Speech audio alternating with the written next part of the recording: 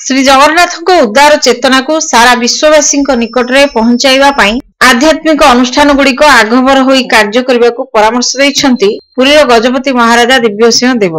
जगन्नाथ चेतना को विश्वव्यापी करने उपरे से गुरुत्वारोप करिसेंती। एक आध्यात्मिक परिवेश रे श्री जगन्नाथ चेतना गवेषणा प्रतिष्ठान चतुर्दश साधारण अधिवेशन और द्वादश वार्षिक उत्सव होटेल हॉलिडे रिसोर्ट ठारे अनुष्ठित हो जाइछि। उत्सव को उद्घाटन करी गजपति महाराजा श्री जगन्नाथ संस्कृति और चेतनार महनीयता संपर्क में आलोचना करथिले। प्रतिष्ठान कार्य को गजपति निज वक्तव्य उच्च प्रशंसा करथिले। झांझपिटा मठर मठाधीश सच्चिदानंद बाबाजी सभापतित्व में अनुष्ठित एही समारोह रे मुख्य अतिथि रूपे जोगदे श्रीमंदिर मुख्य प्रशासक रंजन कुमार दास श्रीमंदिर रे करा जायथिबा केतक उल्लेखनीय संस्कारमूलक कार्य संपर्क में वक्तव्य प्रदान करथिले। सम्मानित अतिथि रूपे योगदान करथिले डॉक्टर दास फाउंडेशन अमेरिकार अध्यक्ष डॉक्टर सिद्धिकंठ दास। सारा विश्व रे श्री जगन्नाथ महिमा किपरि परिव्याप्त से संपर्क में डॉक्टर दास विशद आलोचना करथिले। एही अवसर में प्रतिष्ठान मुखपत्र श्री जगन्नाथ चेतना 13 और श्रीमंदिर विजय प्रतिमा पुस्तक उन्मोचित होइथिला। एथिसह अतिथि मानक द्वारा श्री जगन्नाथ चेतना और लीलाक्षेत्र समाचार लोकार्पित होइथिला।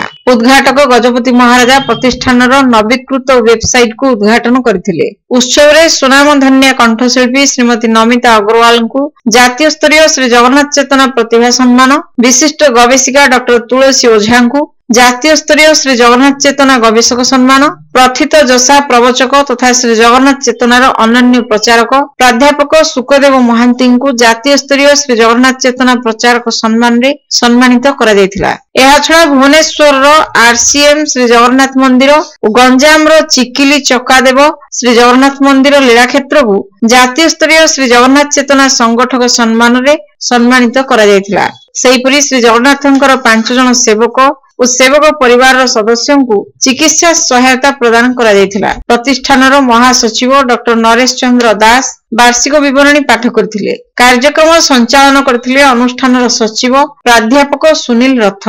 वार्षिक उत्सव अनुष्ठित होगा पूर्व अपराह्न अनुष्ठित चतुर्दश साधारण सभा आय व्यय विवरणी और बजेट उपस्थापित होई गृहीत होइथिला। उत्सव में ओडिशा और भारत वर्षर विभिन्न राज्य रे थिबा प्रतिष्ठानर शताधिक सदस्य जोग दैथिले। कार्यक्रम परिचालन रे संतोष कुमार पात्र, डॉक्टर श्रीनिवास आचार्य, प्रोफेसर दिवाकर महापात्र, विश्वनाथ पंडा, रवि नारायण सामंतरा, सुदर्शन नायक, असित महांती, डाक्टर करुणाकर प्रधान, हरेकृष्ण प्रतिहारी, पूर्णचंद्र गोछिकार, सूर्य नारायण पात्र और प्रदीप्त कुमार साहू प्रमुख सहयोग करथिले।